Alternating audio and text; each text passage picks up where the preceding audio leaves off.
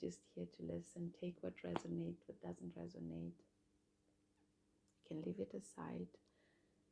And for this part, I wish to just share with you about, welcome anyway.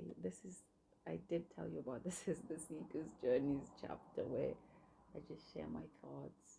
So from part 2, I was trying to tell you about being an empath, of what it can do to you, the do's and don'ts of an empath. And then I just went off and I told you something else.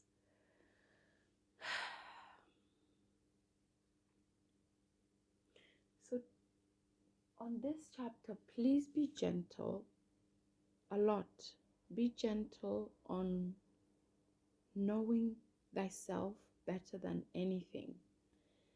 Because the journey does not have a destination. If I can share with you that. The soul likes to put itself in riddles and in equations that it needs to solve on the journey, so it's more interesting, it's more fun. If you're a math person, you would know what I speak of, because math is about problem solving, and when you're problem solving, the game is more interesting. So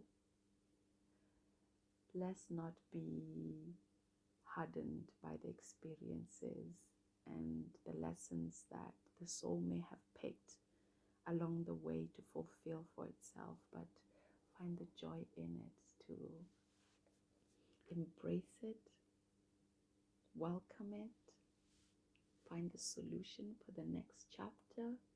And if you're stuck in a previous chapter that you still cannot figure out, find the emotion that you're really stuck in. If I could give you an example, the emotions that we normally get stuck in that are so low could be shame, the guilt, grief, the sadness. Because the soul sometimes cannot pick up. It's a low frequency that the soul cannot work with. It works better when it's on a high tone, which is more of joy, happiness, bliss, clarity, wisdom. That's when the head is just exploding. But then because it's life, you go down again into the murky bits of it, the crying, the not understanding, being lost, and just in the murky bits of it. So if I will not be able to tell you about what my point was about, the empath, forgive me, I'll tell you on the next video. I will label them with numbers so you can get that. But take what resonates. I do not have a script here to tell you what I'm speaking of, but I speak of what I feel to share. And if at all you're on a journey, this part today is just to tell you not to forget. Let's not forget that it's all beautiful no matter how. Even if you may feel like it's hard on this chapter, maybe the soul just wanted to experience, what does it mean? What do you mean by it's hard? What does that feel like? What is the polar opposite of being rich and fulfilled and all worked up?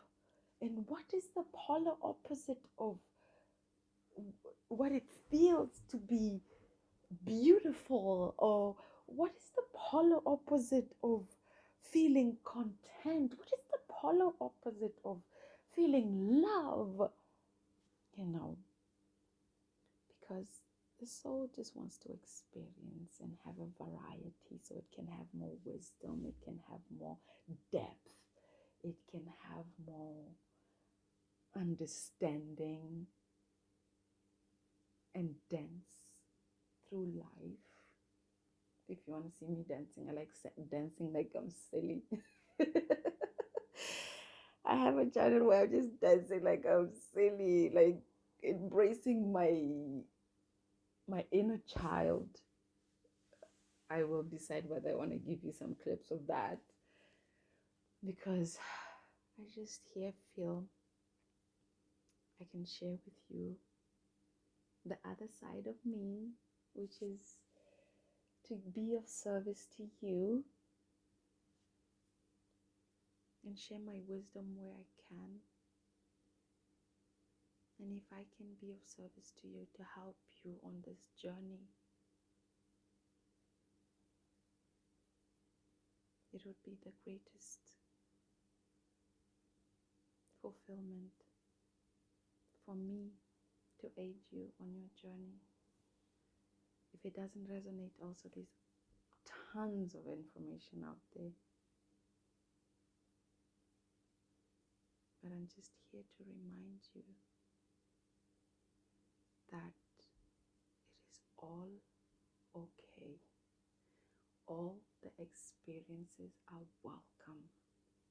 All the emotions are to be welcome, to be embraced, no matter how stuck you may feel, no matter how painful it may feel, no matter how much you cannot understand, even if you're trying so hard to understand it.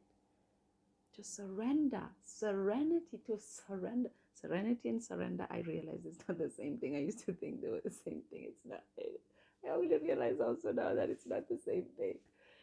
But to surrender, even if it all doesn't make sense, it is all part of the play. See you.